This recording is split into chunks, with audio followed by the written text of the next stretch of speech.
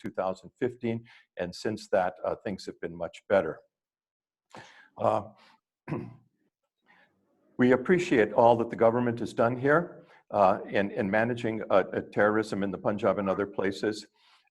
But if we stand back and look at it objectively, this is our personal experience as we've been here. And as an administrator, the security of this campus has been something that's been in the front of my mind for years and years and years. We're always afraid of an incident that would come and would do us great harm, not just in the people whose lives would be lost, but then also in ongoing education and other problems that would come from that. And thankfully, we've been protected from that, and that has not happened. But if we stand back and look at it a little more objectively, we've had some in FC College who have studied this in Center for Public Policy and Governance.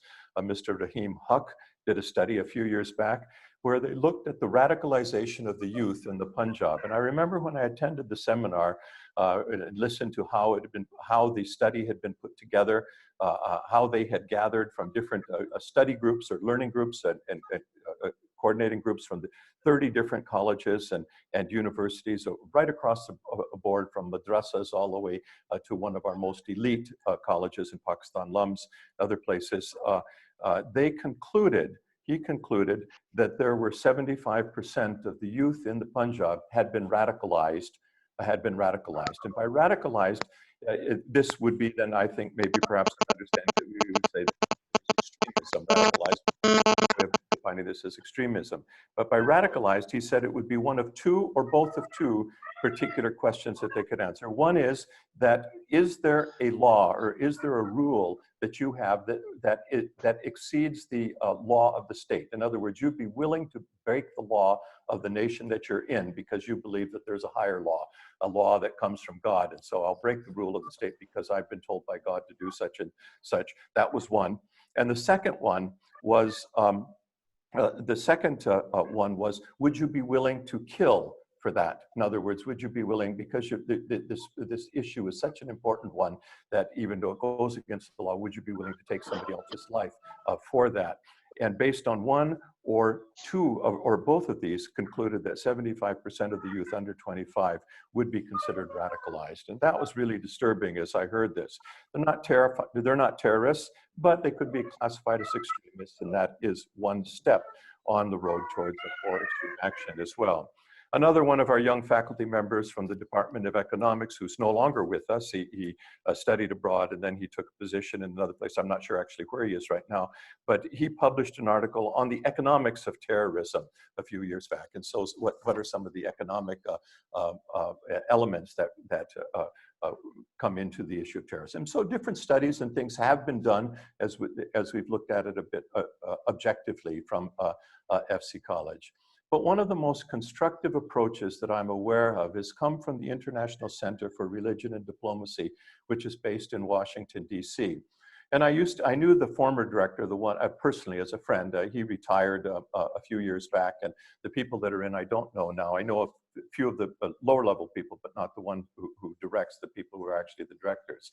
And they, in Pakistan, have been having a quiet dialogue with what some of us would consider to be extremists in their views, to better understand and to build bridges. And so quietly coming to Pakistan, spending time talking with people that many of us would hold some of the more extreme views. And they have worked quietly with different governments as well to identify extremist views and then to help that come out in curriculum in schools, and then be able to help that as well. I think that there's no government that I'm aware of in the whole world that wants to be extremist or wants to have extremism as a hallmark of who they are and what they are. They might define extremism a little bit differently than us, but none want to be extremists, and all want to be in one way or another as much as inclusive as they can. And I have an enormous amount of respect for people who will seek to understand what is the other side, which seems to us to sometimes is so difficult for me to understand as I read and see what happens, but then to dialogue and understand what is it that drives that to better understand our common humanity. The government of Pakistan has made, in my opinion, some wonderful strides in this area as well. There's a long ways to go, but they have not just contained the violence of terrorism, but have also worked at removing some of the seeds of extremism that have brought this about. I mean, there have been efforts that have been made. You read about them, you see what they're doing. Some of the extremist literature is being taken out and taken away. They're looking at revising some of the textbooks to say, what is there here that feeds intolerance that may be intolerant in our society? I think they've done some wonderful things there. And all of this is to say that it's a very important topic that you are discussing. Unfortunately, I'm not going to be able to join you for all of your sessions. I'll listen in for a little bit more on this, but I have pressing other demands. One of them is, as they were talking earlier about finances. We believe that we will be able to continue to pay all our faculty and staff through this crisis, but it requires a great deal of hard work in terms of managing our budget and cutting our expenses in order to be able to do that, in order to weather this difficult time that we're having. And those are the kinds of things that I have to work on. But I wish I could be with you throughout this time, and I look forward very much to learning from your findings. I have every intention of reading this. This is a topic that interests me, and I'm interested in what it is that you come up with. So again, my thanks to the organizers and my welcome to those of you who are attending online, and God bless you in your deliberations, and I expect to see some wonderful things that come out of this. Thank you very much. Thank you so much, Dr. Tebby, for your very encouraging words. Thanks a lot. I want to mention here that we are very lucky actually that we could, in such a short span of time, we were able to get people from literally different walks of life. We have journalists, we have students, we have academics who joined us, we have PhD students who have joined us. So we have a wonderful mix of participants today from different universities. We have people from participants from the University of Central Punjab. We have participants from Lahore College for Women University. We have FC College obviously has participated. Then we have journalists from Express News, from Hum News, from Dunya, from Bol News. So we have a wonderful mix of people, and I'm very eager and very happy that we are going to have a very healthy discussion and a very healthy interaction in this. Yes, Professor Elizabeth, now to you. Okay, thank you so much. To begin with, I'm trying to share the screen with you so you can see my presentation there while we walk along this topic, which is a long and complicated one. And I'll have to say I'm not going much into the international roots of right-wing extremism because I have recruited a brilliant speaker who will talk about that tomorrow, Mr. Øyvind Strømmen, who is a very seasoned journalist and writer. But now I'll just find a screen to share with you. Let me see, where's the PDF? Professor Elizabeth, may I just say something, please? If I just want to interrupt for a second. Yeah. I just want to tell all the participants, please put your mics on mute so that there is no other sound that comes in while the speakers are speaking. Thank you very much. I heard some interesting children voices from one of the participants. And no doubt children are also kept at home, which might create a problem. But yes, we could hear them at the end of the session, perhaps, if they want to join in then. All right, can you all see my screen now? The first page? Great. So just very, very briefly, if I can move the screen. Yeah, I can. Yeah. Some words about Norway. I will just not read what's on there, but for your information, you see the Norwegian country is a long and with a big coastal line here in Northern Europe. We are bordering on Russia, Finland, Sweden, and we have also very different climate. In the north, still with the 2 meters of snow. In the south, we now have practically summer. And we have this myth of 6 months of day and 6 months of night, which is true in the north, but not in the south. I'll just switch to the next one. Norway, somebody remarked when we had a test yesterday that Norway is a very peaceful country. You see at the bottom of the bullet points here, I've noted that. Yes, we are to a large extent, but there are some limits to also the peace that we have, and I'll come to that now.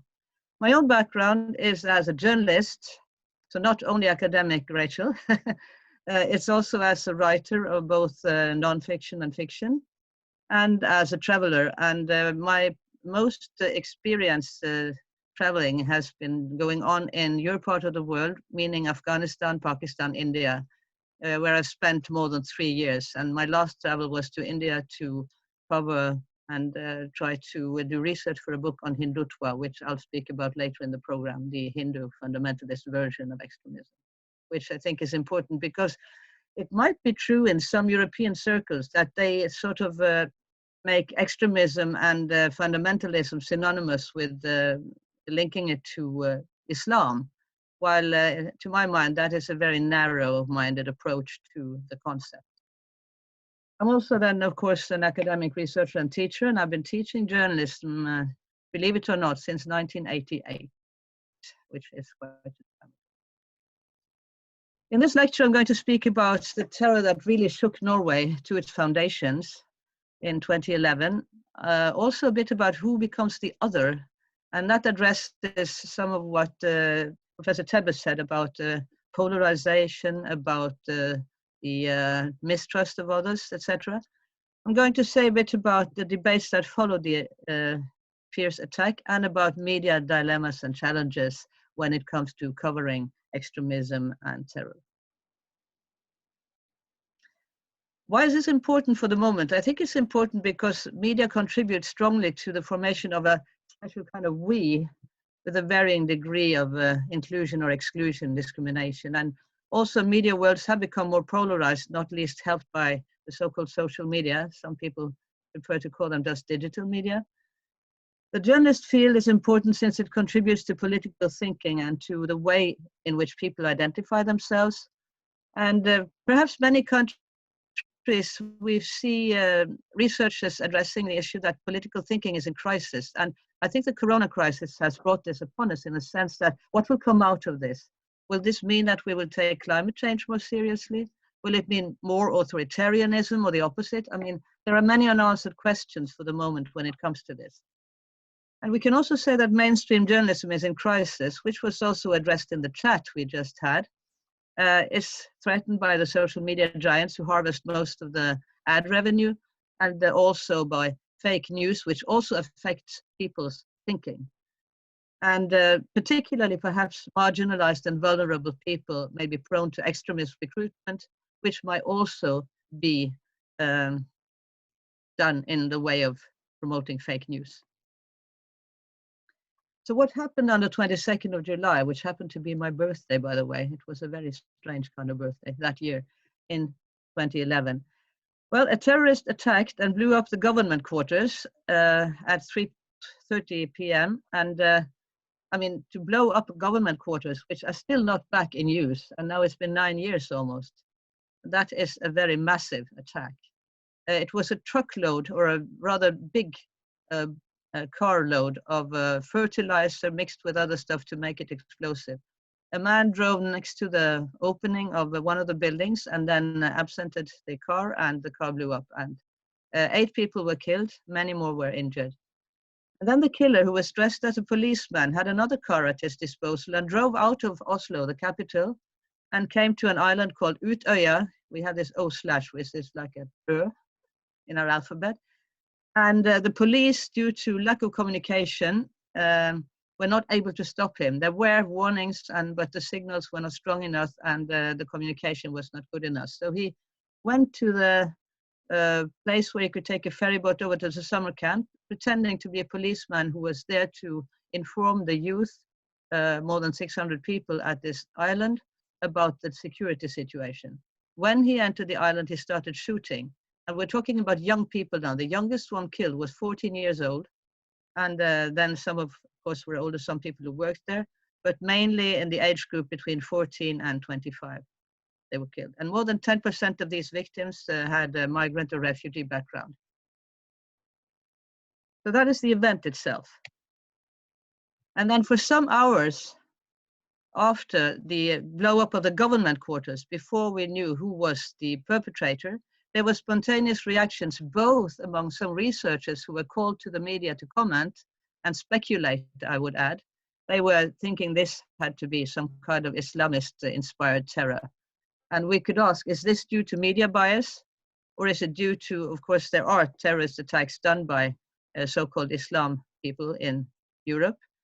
And this speculation and this spontaneous reactions also prompted some aggressive people to attack verbally and physically people who looked like Muslims. I don't know how Muslims look, but I mean, that is the way it was treated in the streets and on public transportation. The mass murderer was caught around 6:30 in the afternoon at the island. They were not sure whether he was alone or whether with somebody else. And it was then revealed after some more hours that this man was a white right-wing extremist of very Norwegian ethnic background. In other words, a homegrown extremist. And in Norwegian history, we've never had massive attacks like this before, except during Second World War. But this extremism has previously been the main source of violent attacks on a smaller scale, such as a Nazi killing of a young boy with a mixed Gambian-Norwegian background, such as some people who chased an Indian-looking person who was an adoptee into a river where he drowned. There has been such signs of extremists attacking people of minority with fascist ideology earlier on, but this scale was much more massive. 2 days later, there were signs of solidarity and unity all over Norway, flowers and flags everywhere. And it was like the whole nation, including the most right-wing party in the parliament, was united here. And I mentioned the right-wing party because the terrorist actually had for some years been member of that party. He had quit it because he didn't think it was extremist enough, but he had that background. But everybody says that we are now united. In the first few days, at least. Just a question, do you all hear me? Can you send something on the chat if you have trouble with hearing? Yes, we can. I think we can hear you good. fine. Yes. Yeah, we can easily hear. Great. Okay, just a step back into history. You know, it's very difficult to say what is normal and what is not normal in a society. But there has been many attempts at trying to define the normal, and then that people who consider themselves as belonging to a majority or to the norm, they have a kind of need for an other to whom they can create some kind of distance. Because for somebody to create themselves or define themselves as normal, they have to define some others as maybe deviants, not normal, and not belonging. And hierarchies may, for this reason, easily occur. And in some places, this is very harmless in the sense that I can say, I'm from Bergen, the second town in Norway. We have a more, let's say, open and maybe jokeful mentality than people in the south of Norway. I mean, this is harmful, harmless, excuse me. But in other cases, when you define the other, it might cause harm. Sometimes hatred, exclusion, and even mass murder in extreme cases. I put this illustration here, which is a kind of art piece showing how the leaders of the church chase a man suffering from leprosy. I don't know, I think Pakistan has got rid most of leprosy, and there are cases still in India and in some other countries, but throughout the history of Europe, leprosy was a rather widespread phenomenon. And these people were despised, they were excluded from the church, they were isolated, sometimes put on boats on rivers in France, for example. And as Michel Foucault, the French philosopher, says, that when lepers were cured due to the isolation that they went through, they disappeared from history, then he said that society needed to find some others. And the other others could be the poor, for example, in don't know if any of you have read Charles Dickens, who tell of the poor houses they have, labor houses where people were closed in if they couldn't pay their debts, etc. And then, of course, you have the killings of indigenous people in the Americas, north and south, and also the mass extermination of 6 million Jews in Europe. But not only Jews, also people of Roma origin, or popularly called gypsies, people who were sexual minorities, people who suffered from disabilities, and also people who were considered criminals and political leftists, for example. So all this has been, all this need for an other, when it takes the extreme form, has led to disasters in our history, both in Europe and elsewhere. But what about right-wing extremism today then? You'll hear much more of this from Øyvind tomorrow, who is an expert on this, but just a short outline here. Certainly right-wing extremism combines belief in people who are supreme to others, that people are born unequal, that there is a hierarchy of races and also of other categories, that there is a white supremacy, a hatred for ethnic minorities, and there's also the attitude of attacks on democracy and the sort of strongman ideal, much anti-women, or at least anti-feminism, and a fascination for weapons. And I think a question we could ask, and people might address this in the chat or in the debates we're going to have in the end of this lecture, what does this particular feature of right-wing extremism share with other extremisms that you might be more familiar with? That is a question I pose to all of you, and you can think about it while we, sorry, I have an insect in front of me here. It's springtime, right? So this particular terrorist, I hesitated to bring his picture, but this is a picture of him in police captivity. And the question immediately was raised, was he alone? Was he a lone wolf, as we call it, or did he have allies? Well, physical allies did not appear on the scene, but he was networked with like-minded people on the web, the dark web, as Øyvind, your speaker for tomorrow, will say, is beyond doubt. And he was also a believer in the so-called Eurabia conspiracy, which means that Muslims, Arabs are slowly and steadily taking over Europe, is also beyond doubt. He hated immigrants, and particularly he hated Muslims and Islam. And he also addressed himself as a fierce hater of what he called multiculturalism. Also, he called it cultural Marxism, to link people who believe in diversity to Marxism or communism. And particularly, he blamed the ruling at the time, Social Democrats. I mean, Social Democracy in Norway is a rather centrist party, not very leftist, but with some good attitudes when it comes to welfare state economy. And I know your current prime minister, he has, in an interview that I did with him 12 years ago, he praised the Nordic systems for their welfare state and said, this is very equal to my ideal of an Islamic state. That was just a deviation, but it's perhaps interesting for you to know.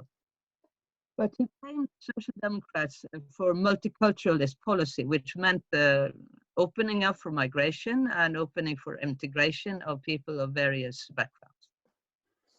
He played violent video games, various ones, Call of Duty and whatever they're called. I'm not very familiar with video games myself, but I'm sure Øyvind can tell more about that tomorrow.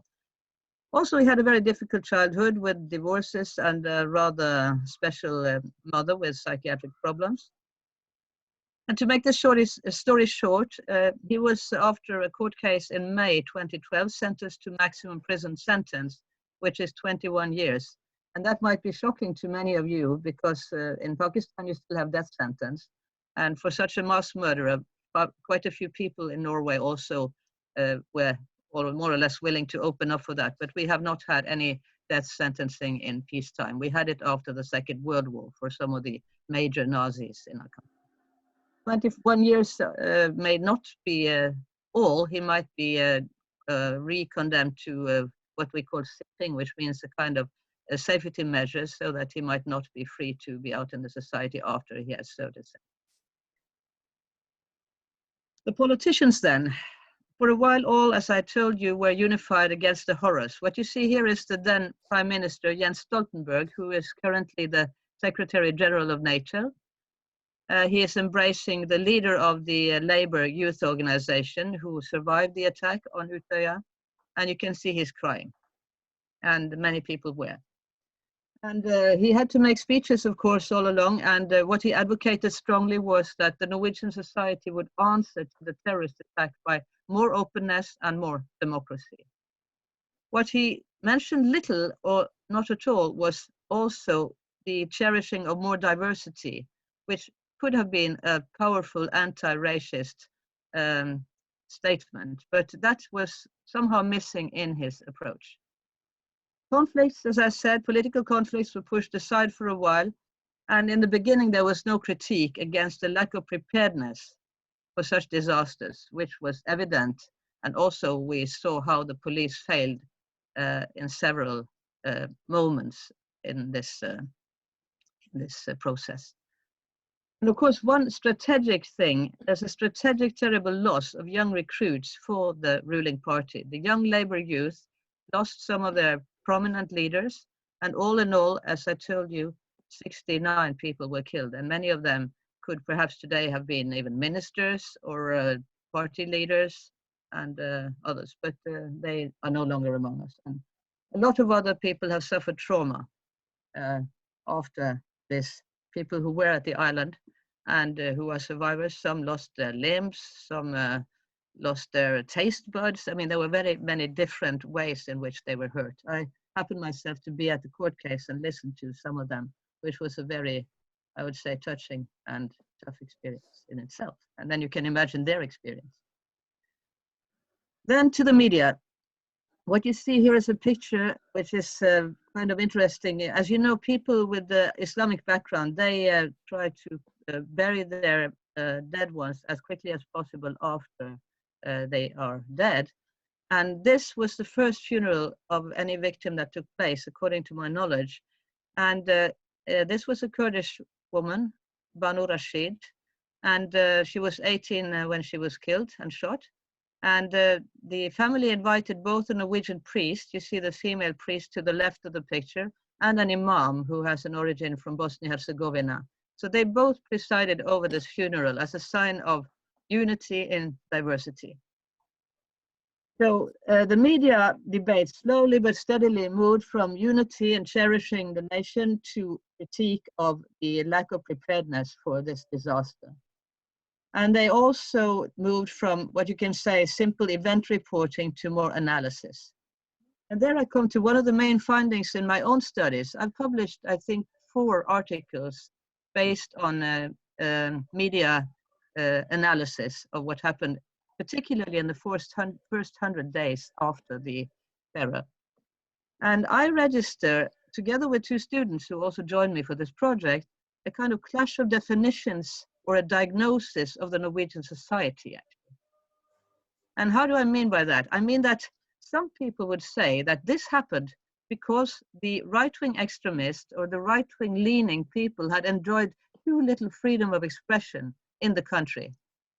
This we labeled as the pressure cooker theory, which means that, you know, if there's too much pressure, the whole thing explodes. I've not used pressure cookers much. I know it's maybe more used both in Pakistan and India, and I used it in India and I was very horrified by it when it started making sounds. But I mean, pressure cooker theory in short means that media blame themselves and the public's fear for not letting right-wing extremists being more a part of the media dialogue in Norway.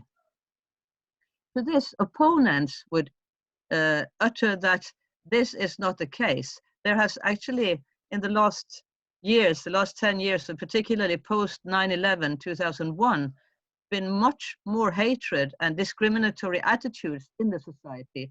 So that hatred, that discriminatory way could have triggered the terrorist to think that he had many supporters out in society. So as you can understand, these 2 diagnoses, they are in absolute opposition to each other. And to this day, they exist. So there is no final conclusion on the matter. I think some people still believe that if we curb the freedom of expression of these violent extremists, they might then go below the surface and create more harm. While others say that, well, to put this hatred out in the open also normalizes it more. It's a huge dilemma. I'll come back to that in a little while. It's a really triggering, I mean, it triggers my thoughts always, what to do with this dilemma, where to draw lines. So I'm nearing the end now, so we'll have time for discussion, I hope. Now a little bit about the media coverage in general and its functions. the research we have in Norway, but also in Europe and elsewhere, it shows that there's been much negative focus on Islam and Muslims in the media. We've seen that by several different reports in our country. Much negativity linked to, it could be everything from forced marriages to, in the case of Muslims from the African subcontinent, female circumcision, or as we call them, genital mutilation. Has to do with the mistreatment of women in general. Some do not like women to wear hijab and niqab. I mean, it has taken several shapes, this negative media focus. We also find a lack of recognition of diversity in minority milieux. It's not so that all Pakistanis in Norway think the same way. Of course not. There are various shades. They support various political parties in Pakistan as well as in Norway. And for your information, the deputy leader of the Labour Party, she has Pakistani background, Hadia Tajik. And we also have prominent persons in the parliament from with Pakistani background in other parties. And also people with Muslim backgrounds from other countries in Pakistan. We also have prominent media persons who have a migrant background now, particularly in the Norwegian broadcasting. We have seen now also how new media platforms open up for hatred and for violent threats, and that they groom vulnerable souls on the web. This we have seen also when it comes to recruitment to the so-called ISIS, the so-called Islamic State, but we've also, of course, seen it when it comes to recruiting right-wing extremists, which is my topic today. Last but not least, in spite of this, recent polls in Norway show more positive attitudes towards minorities among the population at large in Norway, in spite of this media negativity, which means that, if I'm going to use a scientific concept, that many people in Norway have kind of oppositional readings towards the media content. It means that they read and they accept that media see it that way, but they might be in opposition to the way media project, for example, diversity or Muslims in particular. So then I come to some positive examples. We know, and I think you know too, that there has been Islamist extremist attacks on Jewish institutions, both in Copenhagen and in Paris, most importantly in 2015, but it's also been attempts at attacks on the Norwegian synagogue, which you see on the upper picture here. What we saw after the attacks in 2015 was that there came an initiative from young Muslims in Norway to create a circle of protection around the city's only synagogue, which was a rather big event, as you can see from the picture below. And it created, and not only young Muslims joined, by the way, and I can confess I was also there to observe. And therefore, I also know that the leader of the Mosaic Belief Society inside the mosque, he is actually the deputy leader of the anti-racist center in Norway. He actually came out and shouted Salam Alaikum and Allahu Akbar to the crowd, which was a rather interesting moment, I'd say. But has there been any attacks then after the 22nd of July? Yes, there has. Some small ones and many on the net. The negative attacks on prominent Muslims on the web has continued, no stop. But there was another violent attack only last year. It happened near Oslo, in the suburbs of Oslo in August last year, but it was prevented from turning into a mass murder, into the scale of a mass murder. This was another white male fascist. He was only 21. And what he did was that he first killed his stepsister, who was an adoptee. She was adopted from, I think, South Korea, just because she was not of the white race. And then he attacked the mosque, inspired by the attacks on 2 mosques in New Zealand that you might have heard about on the 15th of March last year, in which 50 people died and many more were hurt. As you see on the picture here, the 2 heroes of the day were 2 elderly men who were in the mosque together with others, but they managed to catch this man before and disarm him before he could do any more harm. So they were celebrated also by the media as heroes on that occasion. And as a follow-up to that, there was another ring of solidarity, you may say, around one of the larger mosques in Oslo. You saw neighbors and others created a protective chain around the central mosque in Oslo. So this may demonstrate then the peaceful side of Norway who does not want to accept that extremist attacks should be the order of the day and something typical of Norway. Last but not least, these are the questions I raise when it comes to media challenges when we cover extremism, whatever extremism there is. First, how do we do it without playing their game? How to do it without falling into what I would call the publicity pitfall? We know very well that extremists want publicity for their actions. That is a way they recruit people who are vulnerable or prone to believe in extremist attitudes and hatred. So should we give voice to extremists or should we ignore and deny them voice? Should we cover them without giving them voice? There are many ways in which to approach this, and I don't have any specific and certain answer to this. I just want to raise this among you participants because I think this is something we need to discuss throughout the course. So where to draw the line? If in Norway we have both the constitution which guarantees freedom of speech, but we also have a paragraph in the punitive law which draws a line with hate speech and with promotion of violence.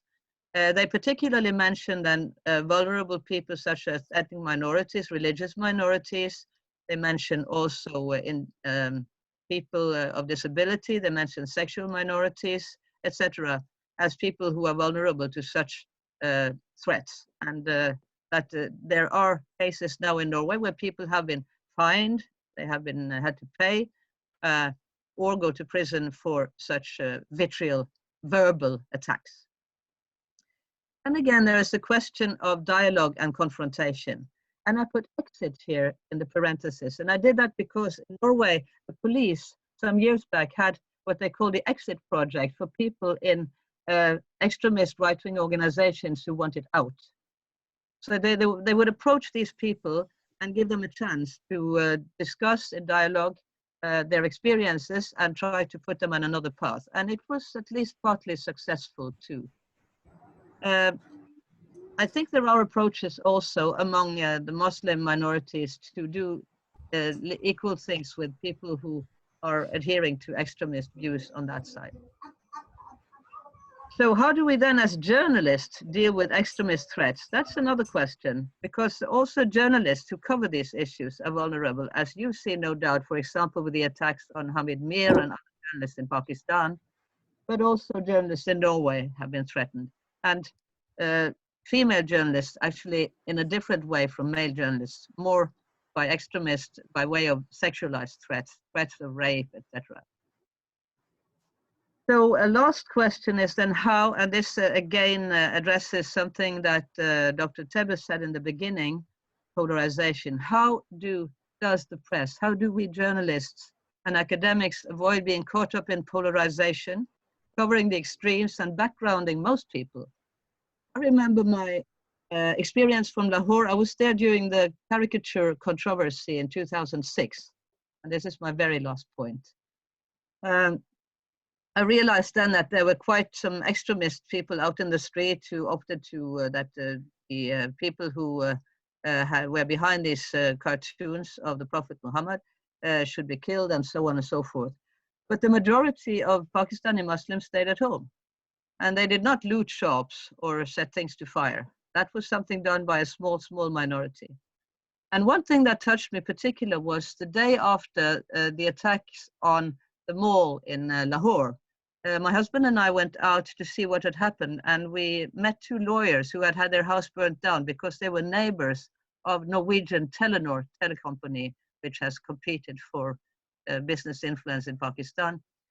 And we talked to these people who had lost, I think, 7,000 volumes of books on law And, some guy on a motorbike passed by and pointed at us as, white Nordic people and said, "You are guilty of this." But these two lawyers, they were just showing us around, acting very kindly. And at the end, they even provided 2 plastic chairs and 2 cups of tea. And this, to me, is a sign of normalcy. But this is the good normalcy, which is not excluding, but including, and which is of a way of avoiding extremism, I'd say, to just treat people as people and avoid thinking that the whole world belongs to the extremists who are fighting each other. So that is actually my last point, and I would, I would now like to open up. Oh, I thought, yeah, this is the one. Open up for discussion. I think we have some time, and I don't know how much I spent, like 40 minutes, which was the plan, but we started late. So I stopped sharing this now, but Altaf has my PowerPoint and can somehow share it with all of you.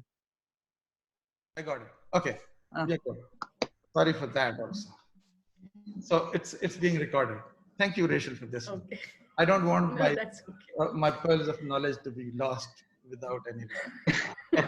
We don't want that to happen either, sir. So, so that happened.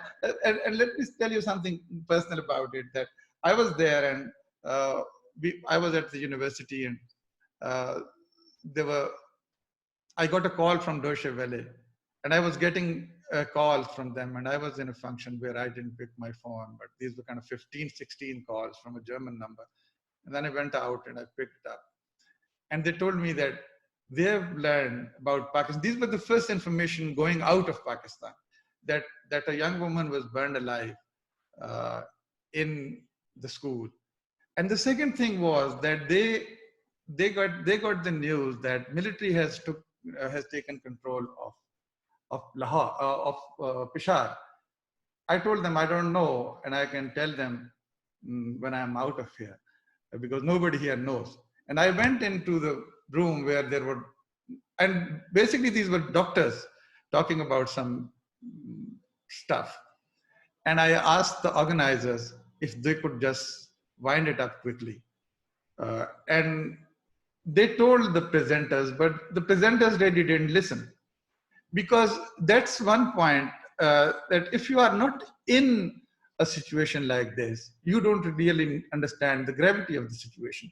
And we can see it in the crisis that we are here right now, that we, like the COVID-19 began from China, and then it just swallowed the whole of the world, but every nation that was doing a bit well thought it's okay. I hope in Pakistan also there is an awareness that it's not okay anymore, but this is kind of a human natural reaction. So the happening was covered by everybody, but there was a difference between covering the happening, and that I'll talk about a bit later. The first question that comes to my mind is that what did the people need? What do people need when an incident of that enormity happens? They need information. Like the dependency model in communication studies, I'm not trying to be professorial. It's just that there are different times when people are more interested in news from media. It's like when we send information, like in the routine what we do, that we send 3 kinds of information. One is the general news that comes up, you know, everyday happenings. This has kind of a lowest level of retention potential. Then there is and these are the news that directly reach the people. And then there are other news which are about a specific group of people or a specific happening. Like earlier somebody asked a question about students, and then they specifically said Pashtun students who don't understand. So if you give the news in that context, for example, so every Pashtun will be just interested, and then it will go on the social media, and then people say, okay, it's about Pashtuns, and then they will talk. And interpersonally, it will reach everybody that somebody said something about a specific ethnic group. But then there are disasters that happen, like the coronavirus right now, or any act of terror, war. That's the time when people are very hungry for news. They are afraid, they are confused, they don't know much about it, and they want to know everything. They want to know just everything about the happening. And that's the point where media gets most of its share of information. But it's also a point where media needs to be most responsible. So we are talking about something which begins from what we know as the silver bullet theory, which is very powerful media effects, to dependency theory, where we see that media and information coming through media become highly important when people are confused, when people are not having much to share about anything, and when people are afraid. It could be an act of war. It could be anything happening that really makes people fear about their lives, or they make them sad. December 16, 2014, the APS attack was one such event, and people really wanted to know. Now, the question here is, how did we deal with it? I won't rush to any judgments here, because my personal knowledge of basically media is less than yours. And I'm being honest, because I don't really watch a lot of media. I don't read newspapers. And so if I say that media didn't do its job, I'll be wrong. And if I say it did a good job, I'll be wrong again.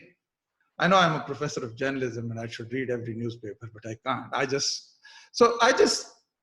took a small tour of web, and I asked a question, which was simple, that what happened I Googled that, what happened on December 14th, December 16, 2014, and I got results. These are from Dawn. I don't know whether you can see those or not, but I can share them, because like if you see at the headlines, remembering, this is just a Google result, remembering lives lost in the Peshawar attack. And then another December 16, it's a year after that. And then again, and you see in picture tears, loss and despair for our children. And you see here, it's good reporting. Then you go to the Word, and you see kind of general, like there is the BBC, Pakistani Taliban, Peshawar school attack leaves 141 dead.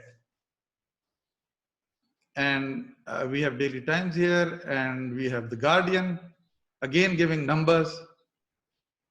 Pakistani Taliban school attack kills 141, including 132 children. So you see, this is where somebody is, there is a difference between the Dawn at least and the rest of the world, which is, I'm not representing the rest of the world, but it's the BBC and the Guardian. What are they doing? They are giving us exactly what we need to know, immediately, information.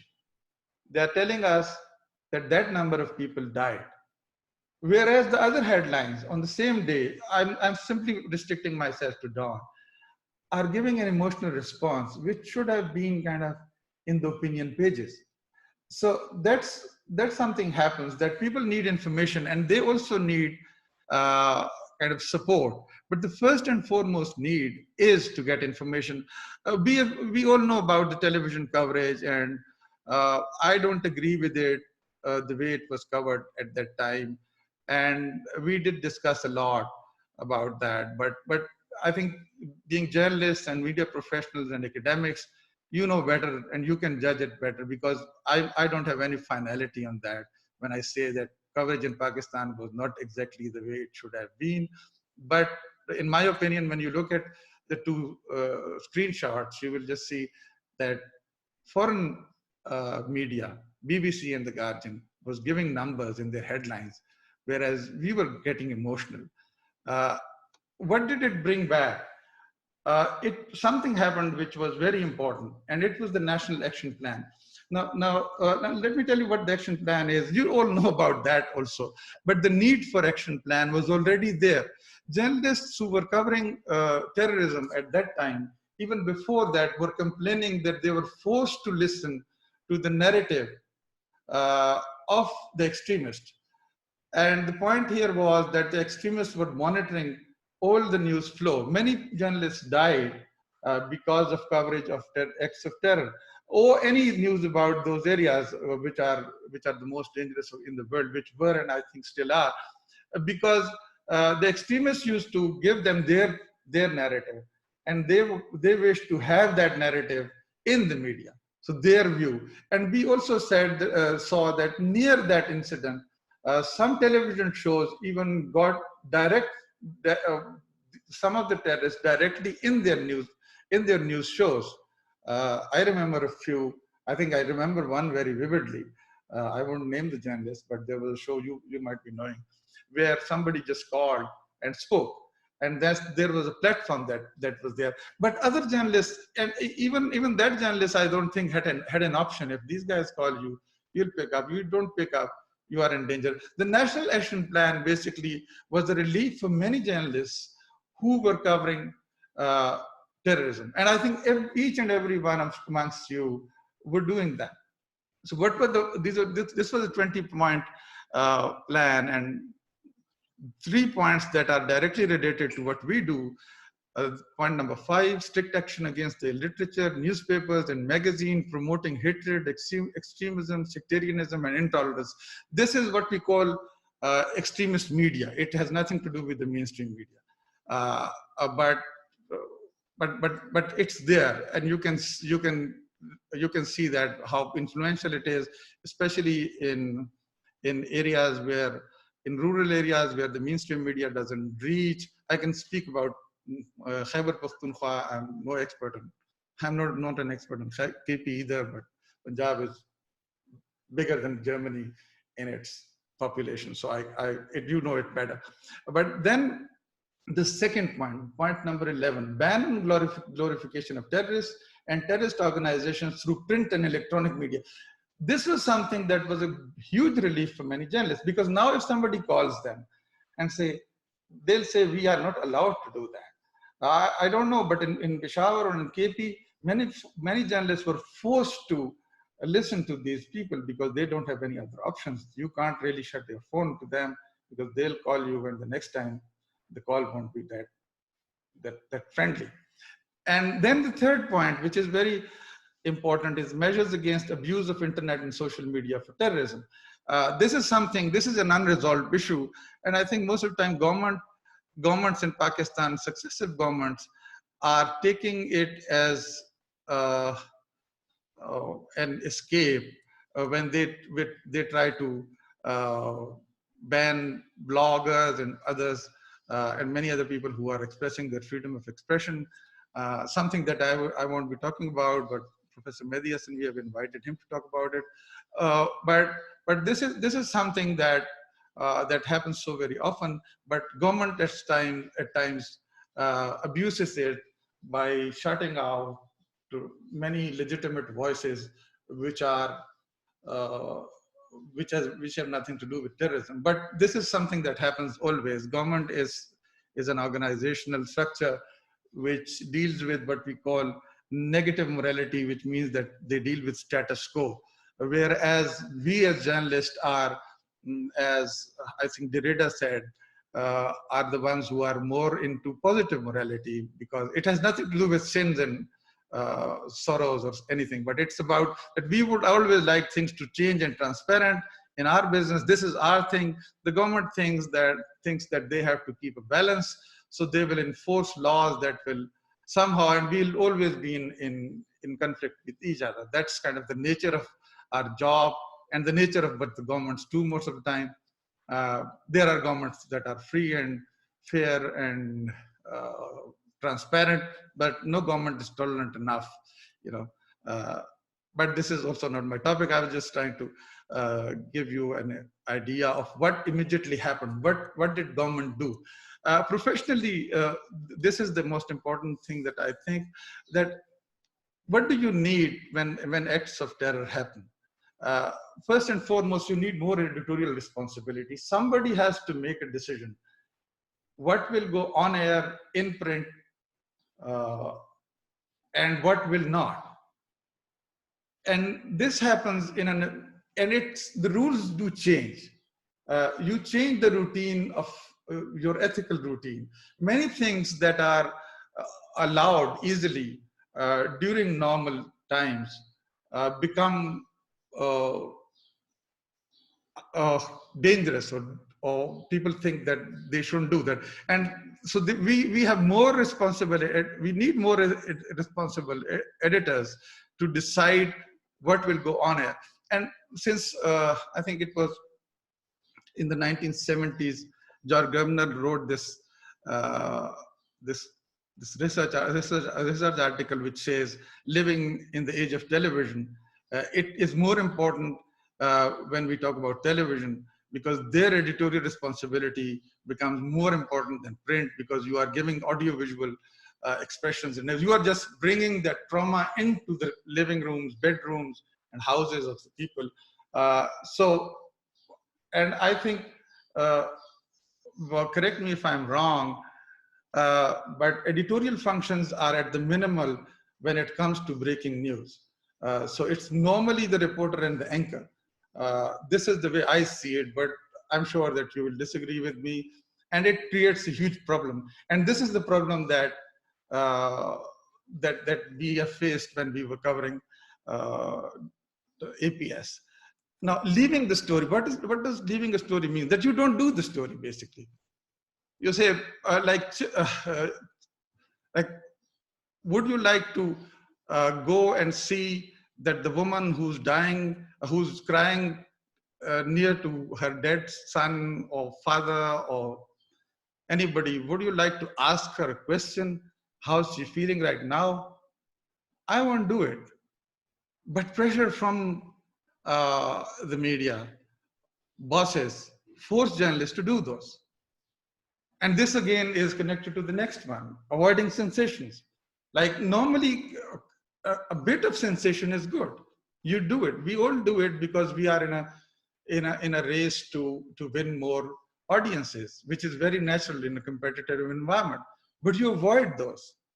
If somebody is going for that, if you can't stop them, you just don't do it yourself. And also, you are the first respondent. How do you act as first respondent? First, media and law enforcement are normally the first to reach an act of violence. Now, when the medics are not there, your role becomes as a first respondent. You have a story lying there. You can ask a question or you can help the person.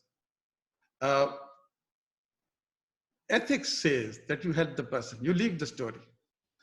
And then you think about the victims in the news. You make decisions like cases of child rape, for example. Even parents agree. There are many incidences where parents did agree for an interview for their child. Editor decided not to do that because they know that this child, girl or boy, will live with this interview forever. So we don't do it, although it's fact. Somebody has agreed. So there is a lot that we do when acts of violence happen that we don't do normally, that we don't consider journalism, that we think that this is not our job. Our job is to report, but it just changes. And then community support. How do we do community support? Community support is something that we do by giving hope. Like hope is very subjective, but you do that. Like when you give profiles of survivors and you give who lived, like basically the news is who died in such events. And you also try to draw a profile of people. How do they live? And you do other stories also. You get the opportunity to really give an in-depth analysis of a human situation. How do people live? What are their financial what is their financial status? what is their immediate environment, and you weave a story, you develop a story which gives a voice to some voiceless elements in human society. And that's what you do when you are covering an act of violence. Why do you do it? Because this is your social responsibility to help people live through the trauma, and it's very important to do. When trauma sets in, like it did set in APS attack. What are the pitfalls, and how can we avoid that? The best way to avoid such incidences is to understand what could happen. Like I mentioned right now before this, that the way you cover changes, but how does it? Why do we change that?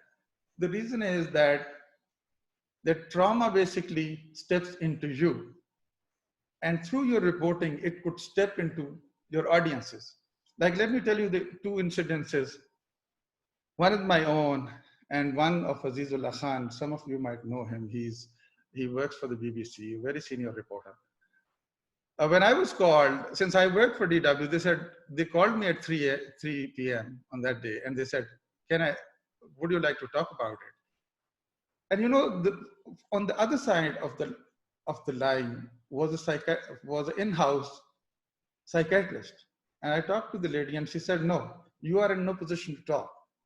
We'll talk to you at 3 a.m., like it's next morning. And I said, okay. But they took the report from the Asia Pacific correspondent. They didn't use anybody here. They also wanted to have news, but they didn't. They decided not to cover somebody, not to put somebody on the stand who's traumatized and will be traumatized even more. And when he speaks, it will affect the audiences. Azizullah Khan cried live on camera. BBC took him off. They didn't give him a job till 2 months after that. He was temporarily relieved from covering anything for 2 months. Now, can we say the same for our media outlets? I have seen many journalists crying because I asked a journalist, why do you do that? He said, it sells better. I'm not blaming anybody, but there are people who have to support their families, and they report in that way. But at that time, basically, when you report act of terror, the effect, as I mentioned, because of the dependency, because of the higher dependency, is manifold. It's more. And when you cry, you make many people cry, and it's not catharsis, it's trauma. Trauma just sets in even stronger amongst people, and it's really bad. People who are already stuck by grief and fear and confusion, we add to that. We are a victim of that ourselves, and then we add to that, because it's not easy to cover violent acts. It needs very specific editorial guidance and training to go through all these acts, covering them, and then getting back and remaining normal. So here we said, there are certain things. There are institutions that help. Dart Center for Journalists, I think all of you do know that. We did that a project which is Competence and Trauma Center for Journalists. It began the same year. And we did consult some of their brochures. One of them is, I translated 4 of those at that time. It was about women, rape victims, and children, covering children, and also acts of terror. One of them, I have given the links, and I can share the documents. The original one, in the English, it's a 40-page document. It's a very good document to consult and to see where are we responsible, what should we do, what should the owners do, what should the editors do, what should the journalists do, where do audience stand, and how can we help audiences by doing something or by not doing something. And also, how can we help ourselves? The most important thing is audience are always important, but the well-being of journalists is also very important. And we need to really establish those institutions to do that. I'll be ending up quickly. What's needed and what's changed? Like we did that for 3 years. We were running the center. We had our partners at DW Academy, and we strived. I was in a small city in Peshawar, that owners should take responsibility and they should ensure that people have access to, the journalists have access and knowledge about trauma and how to deal with it and how to remain healthy. We didn't have any success, honestly. There is a well-being study going on. A Dutch journalist started it. She's doing her master's and she has vast experience in Pakistan. The study was conducted. I have not yet seen the results. But the point here is there are simple things to do. Like there are simple tips which can keep you sane when you cover. First and foremost, owners, managers have to take responsibility. And there is a need for a code of ethics, which really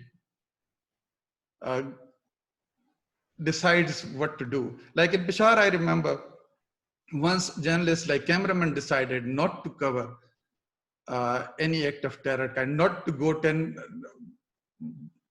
keep a 10-meter distance. But then one owner forced them to go near that. And the rest had to follow suit. I think we need a better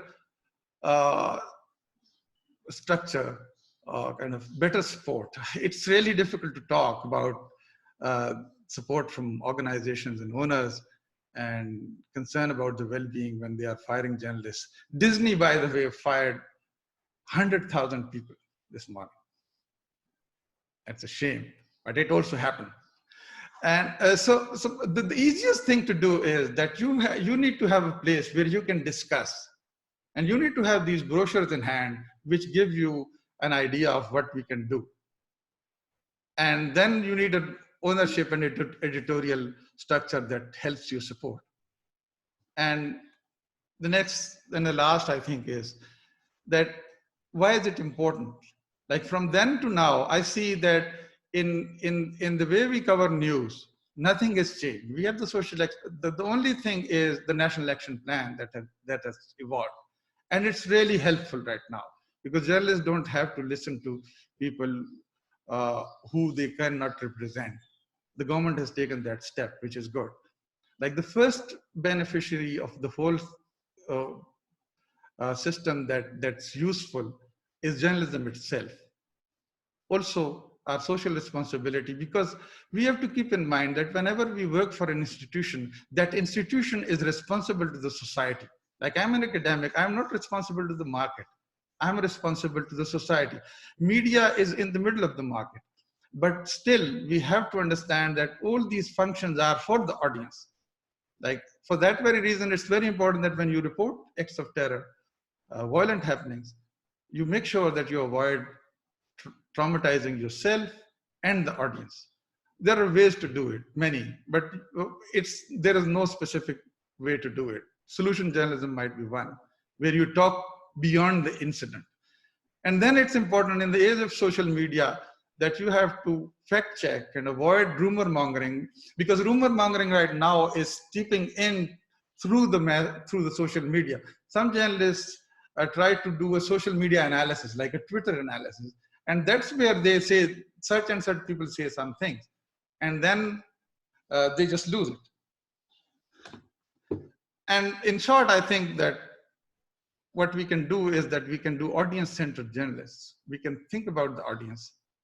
And I know the journalists, working professionals do understand this because they have kind of in everyday contact with people.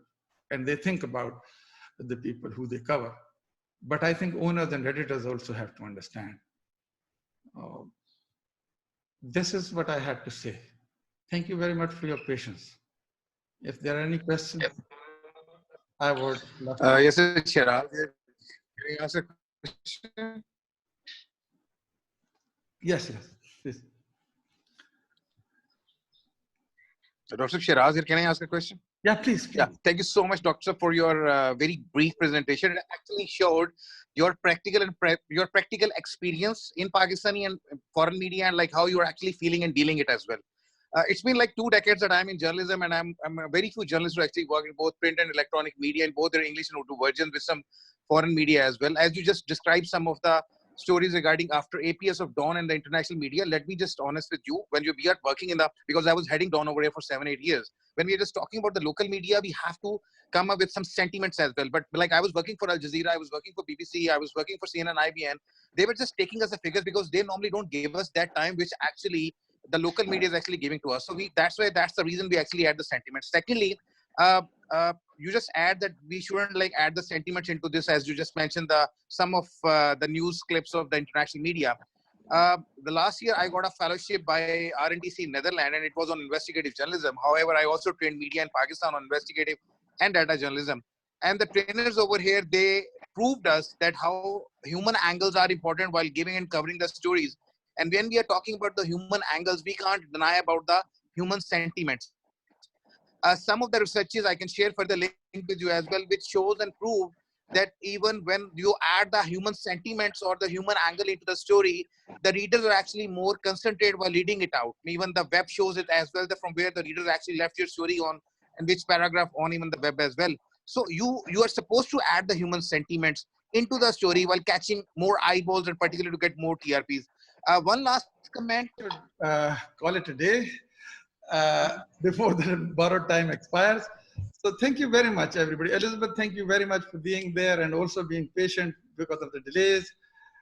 And all the participants, I thank you very much. I know that all of us have something to do. Life is busy, and there are more responsibility on us than we had before. And its time is restricted, and we have our worries and added responsibilities. So thank you very much, everybody, for being part of this. And I look forward to seeing you tomorrow. Thank you. Thank you, everyone. Thank you. Thank you, Dr. Elizabeth. Thank you, Dr. Altaf. Thanks a lot. See you all tomorrow, same time. You all. Hopefully, brilliant hostess, Rachel. Brilliant hostess, Rachel. Thanks a lot to you. Thank you very much, all. Thank you. Thank you. Take care. See you tomorrow. Looking forward to it. See you. Bye. Hafiz. Bye. Khuda Hafiz. Hafiz.